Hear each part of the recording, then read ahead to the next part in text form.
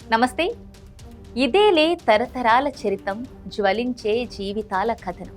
పగేమో ప్రాణమయ్యేనా, ప్రేమలే దూరమయ్యేనా. అప్పట్లో ఈ పాట చాలా ఫేమస్.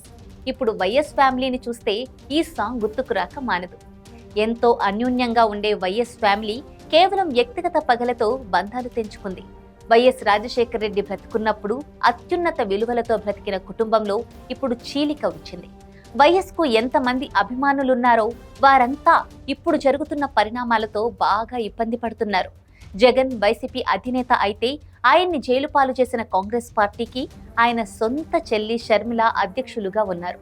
ఒకే రాష్ట్రంలో ఎన్నికలను అన్నా చెల్లెళ్ళు ఎదుర్కొంటూ ఒకరిపై ఒకరు విమర్శలు చేసుకుంటున్నారు. వాళ్ళ ఫ్యామిలీలోనే జగన్ కు ఒక వర్గం, షర్మిలకు ఇంకో వర్గం మద్దతుగా నిలిచారు. దీంతో వారి తల్లి విజయమ్మ ఇద్దరితో ఎవరితో ఉండాలో నిర్ణయించుకోలేక దేశం విడిచి అమెరికా వెళ్లిపోయారు. కేవలం అధికారం కోసమే కాదు, కానీ అనేక కారణాలతో కుటుంబంలో చీలిక వచ్చిందని వివిధ వర్గాల ద్వారా అందుతున్న సమాచారాన్ని బట్టి తెలుస్తోంది. తాజాగా షర్మిల గురించి మరొక విషయం బయటపడింది.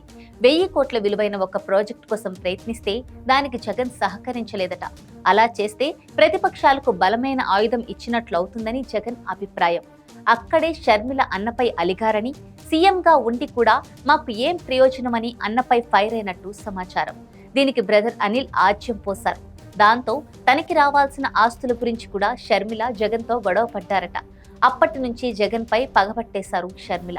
అందుకే కాంగ్రెస్ లో చేరి జగన్ ప్రభుత్వాన్ని గద్దెదించాలన్న లక్ష్యంతో సోదరి వైఎస్ షర్మిల ప్రయత్నిస్తుండగా జగన్ మాత్రం షర్మిలపై జాలి చూపిస్తూ తన పని తాను చేసుకుపోతున్నారు.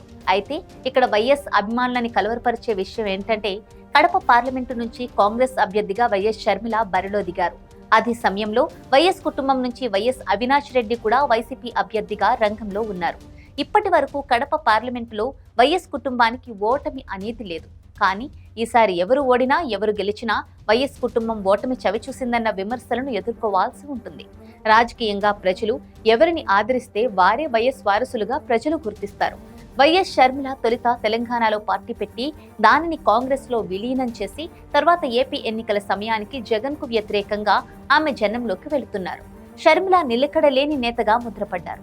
కేవలం అన్నపై కక్షతో వివేక కేసు చుట్టూనే ఆమె చేసే విమర్శలు కూడా పెద్దగా జనంలోకి వెళ్లేలా కనిపించడం లేదు. దీంతో పాటు షర్మిలకు తన సోదరుడు జగన్ ముఖ్యమంత్రిగా దిగిపోతే అదనంగా వనుకురే ప్రయోజనం ఏంటన్న ప్రశ్న తలెత్తుతోంది. కేవలం ఆమె ఈగో మాత్రమే సాటిస్ఫై అవుతుంది. ఇంకోవైపు కడప పార్లమెంటులో భారీ మెజారిటీ సాధించాలని జగన్ నేతలకు దిశానిర్దేశం చేశారంటే ఆయన షర్మిల ఎఫెక్ట్ ని ఎంత సీరియస్ గా తీసుకున్నారో అర్థమవుతోంది. ఏదేమైనా బంగారం లాంటి కుటుంబం పగులు ప్రతీకారాలతో నిట్ట నిలువునా చీలడం బాధాకరమంటున్నారు వైఎస్ అభిమానులు.